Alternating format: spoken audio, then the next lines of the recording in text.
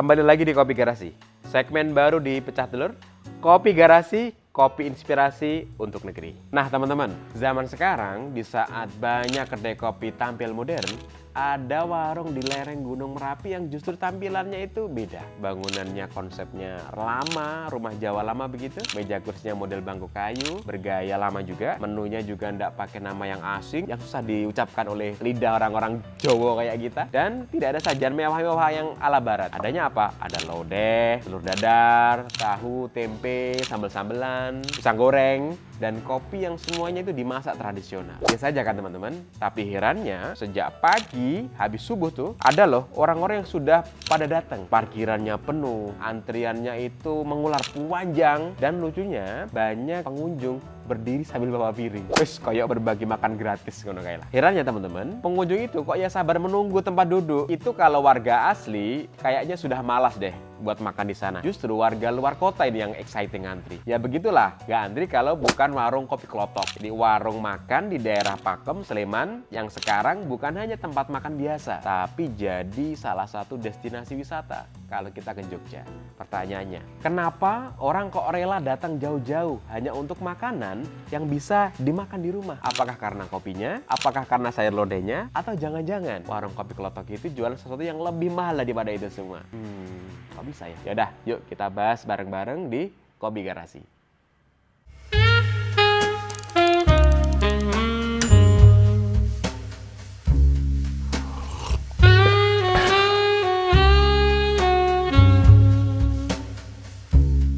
Pada tahun 2015, ada perempuan yang sangat mencintai keluarganya. Namanya Mbak Sri Handayani. Atau kita panggil Bu Yani lah ya. Bu Yani ini sangat mencintai keluarganya teman-teman. Saking cintanya, beliau ini sampai mendirikan warung kopi klotok. Niatnya nggak untuk bangun restoran yang gede gitu, nggak. Tapi hanya untuk mengobati kegelisahan suaminya. Suaminya itu merasa kala itu sulit menemukan tempat makan yang jualannya itu kayak masakan rumahan, rasanya enak, medok, bersih.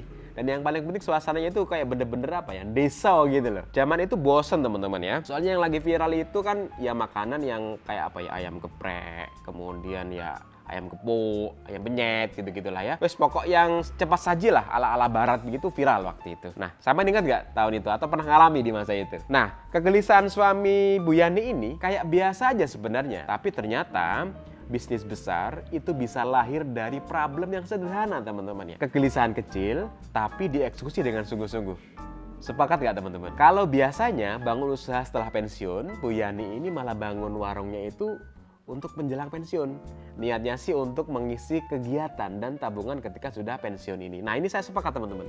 Saya sepakat dengan Bu Yani, kita bikin kegiatan untuk menyiapkan masa pensiun. Bukan saat pensiun baru mulai itu habisnya agak lebih panik gitu. Beliau nggak ambisius teman-teman, nggak ada niatan untuk destinasi wisata. Tujuannya yaitu menghadirkan makanan yang rumahan, yang dirindukan oleh keluarganya. Jadi kalau ndak cinta, ini wes pilih ya di rumah, pensiun, nyirami tanaman. Kalau bahasa tuang tulung agung ini ongkang-ongkang sambil nyiram tanaman. Gitu nggak teman-teman ya? Jadi pensiun kan itu paling enak melakukan sesuatu yang kita cintai dan tidak merepotkan. Kopi klotok itu dibangun di lahan yang luas memang ya, di pedesaan, dikelilingi hamparan sawah hijau khas lereng Merapi begitu ya. Bangunannya itu gaya omah Jawa. Menariknya teman-teman, ada bagian warung yang kayunya itu bahkan diambil langsung dari rumah Bu Yani yang dari Magelang. Memang sengaja dipindah untuk dibangun di Yogyakarta. Jadi kalau kita ke sana, suasana rumah jadulnya itu bukan kayak sekedar rekayasa, tapi memang bener-bener jadul. Dan itu memang adalah piece atau potongan dari sejarah keluarganya beliau. Jadi mungkin ini yang membuat kopi klotok itu berbeda teman-teman ya. Banyak tempat yang berusaha menciptakan kesan tradisional, tapi kopi klotok tidak menciptakan kesan itu. Ia menghadirkan suasana masa lalu. Sambil minum kopi juga teman-teman ya, sesuai namanya, Kopi Garasi. Oke, kita lanjut ke bagian yang paling penting teman-teman. Ketika yang biasa itu justru jadi istimewa. Jadi di kopi klotok, penyajian makannya itu nggak ribet.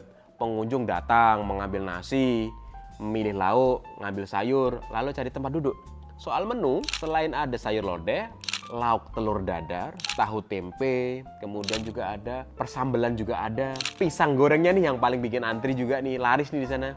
Dan ikoniknya ya juga tentu Kopi Klotok yang juga menjadi nama identitas yang di sana, Kopi Klotok. Jadi bukan americano, bukan latte ya teman-teman, atau bukan bahkan caramel macchiato atau apapun, tapi kopi klotok. Bubuk kopi dan air dimasak bareng di sebuah panci, dipanaskan di atas tungku. Nah, ketika campurannya mendidih, muncullah aroma khasnya itu. Nah, itu sesimpel itu. Jangan harap di sana ada mesin kopi bernilai puluhan juta rupiah, kopi dengan takaran reguler atau big size begitu, atau pertunjukan barista yang meracik kopi di tempat baristanya itu. Enggak, teman-teman. Justru kesederhanaan itulah yang kemudian menjadi daya tarik bagi Kopi Klotok. Dulu, masakan rumahan dianggap biasa untuk dijual dengan harga restoran. Rumah kayu dianggap kuno, makan di dekat sawah dianggap deso, kopi hitam yang diseduh tanpa mesin dianggap ketinggalan zaman. Tapi sekarang, yang dulunya biasa perlahan jadi sesuatu yang langka, teman-teman. Sesuatu yang dulunya biasa kini menjadi dirindukan. Kopi Klotok ternyata hadir pada saat yang tepat. Jadi sebenarnya teman-teman, kalau kita bertanya, apa sih yang sebenarnya dibeli pengunjung? Sebenarnya pengunjung itu realitanya ya beli nasi, beli sayur, beli lauk biasa. Orang beli makanan biasanya karena lapar. Tapi kalau rela menempuh perjalanan jauh untuk mencari sebuah makanan, yang dicari apa? Betul, yang dicari adalah experience-nya, teman-teman ya. Jadi Kopi Klotok mereka melihat dapur yang sibuk, kemudian mencium aroma gorengan, pengalaman antri berjubel sambil bawa piring gitu ya tentunya ya. Boleh menambah nasi sayur lagi, belum lagi nyari tempat duduk di sekitar persawahan. Semua pengalaman itu membuat pengunjung seolah-olah sedang berkunjung di sebuah rumah keluarga yang kita bisa makan bareng-bareng. Yang dijual Kopi Klotok bukan rasa makanan saja, tapi rasa diterima, disambut saat pulang ke rumah. Dan itulah nantinya yang akan diceritakan dan dibawa pulang oleh pengunjung. Jadi elemen-elemen itu, ketika semuanya menyatu, warung tidak lagi menjadi tempat makan. Ia menjadi kenangan. Dari warung pensiun jadi destinasi wisata. Berkembang melampaui rencana awal yang dirancang hanya untuk kegiatan masa pensiun. Ini malah jadi justru wisata wajib. Ada yang datang karena rekomendasi teman. Lihat media sosial, dari berita, mulut ke mulut, media ke media. Mungkin juga ada yang nanti itu datang ke sana setelah lihat video ini. Jadi popularitas warung itu semakin besar, apalagi sejak dikunjungi berbagai public figure. Dan semua itu karena pengalaman menjadi cerita dan kenangan yang membekas tadi ya teman-teman ya. Media memang membuatnya terkenal, tapi media tidak bisa membuat pelanggan kembali lagi jika pengalamannya mengecewakan. Viralitas dapat membawa kerumunan awal, tapi hanya kualitas yang dapat membawa kerumunan berikutnya. Kopi Klotok tidak menjadi ramai hanya karena sebuah video atau kunjungan seorang tokoh. Yang menjadi ramai karena orang yang pernah datang merasa memiliki cerita untuk dibagikan. Begitulah sebuah usaha tumbuh terus-menerus tanpa terus-menerus membakar biaya marketing. Oke, lanjut lagi ya. Minum kopi dulu. Lanjut poin yang kita tunggu-tunggu teman-teman ya. Apa yang bisa kita pelajari, apa yang bisa kita bawa dari kisah Kopi Klotok ini untuk bisnis kita yang menjadi perenungan atau strategi kita. Yang pertama adalah bisnis tidak selalu menciptakan hal yang baru. Banyak pelaku usaha yang merasa itu harus menemukan sesuatu yang belum pernah ada. Menu baru, konsep baru, kemasan baru, nama pun harus beda. Sampai lidah Jawa ini susah ngomongnya. Padahal hal baru bukan satu-satunya jalan untuk memenangkan pasar. Terbukti kan, Kopi Klotok membuktikan sesuatu yang lama dapat menjadi relevan kembali ketika dihadirkan kembali pada waktu yang tepat dengan konsep yang matang. Menu boleh lo deh, lauk telur, minum kopi. Tapi soal pengalaman, itulah yang dicari konsumen di era modern ini. Ingat teman-teman, inovasi itu penting. Tapi inovasi bukan selalu menciptakan sesuatu dari nol. Kemampuan melihat sesuatu yang ditinggalkan, lalu menghadirkan dengan cara yang lebih relevan, juga bisa disebut inovasi. Teman-teman, pelajaran yang kedua yang bisa kita pelajari dari kisah Kopi Klotok ini adalah sederhana tidak sama dengan sembarangan, teman-teman. Ingat, sederhana bukan berarti bisnis dijalankan tanpa perhitungan. Kopi Klotok mesti konsepnya rumahan, sederhana, tapi soal rasa pastinya mereka sangat konsisten. Meski antrinya mengular, pelanggan terbukti tetap kembali karena pengelolaan yang tepat. Ada sistem kerja yang dapat dijalankan dan diuji cobakan. Dan kesalahan ketika seorang meniru bisnis adalah hanya melihat luarnya dan berharap kerumunan akan datang dengan sendirinya. Padahal pelanggan tidak jatuh cinta hanya karena dekorasinya saja. Mereka jatuh cinta dengan experience-nya. Nah, di-note ya teman-teman ya. Jadi kualitas itu menentukan apakah konsumen akan merekomendasikannya kepada orang lain atau tidak. Yang nomor 3 teman-teman, jangan cuma jualan produk. Jadi bangunlah sebuah alasan kenapa Anda itu atau bisnis Anda layak untuk dikenal. Jadi ribuan warung pasti menjual kopi, banyak banget. Ratusan tempat pasti juga menjual sayur loh deh.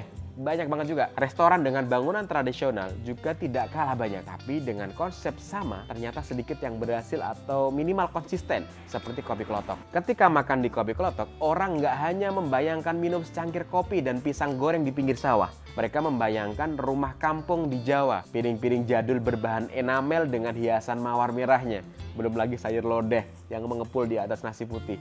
Telur dadar, belum lagi pengalaman antri di kerumunan orang yang rela menunggu dari pagi hari. Itulah kekuatan sebuah identitas. Bisnis yang kuat tidak harus memiliki produk yang rumit. Bisnis itu harus punya alasan yang jelas kenapa pelanggan harus ingat. Dalam bisnis kuliner yang semakin padat ini, enak saja nggak cukup.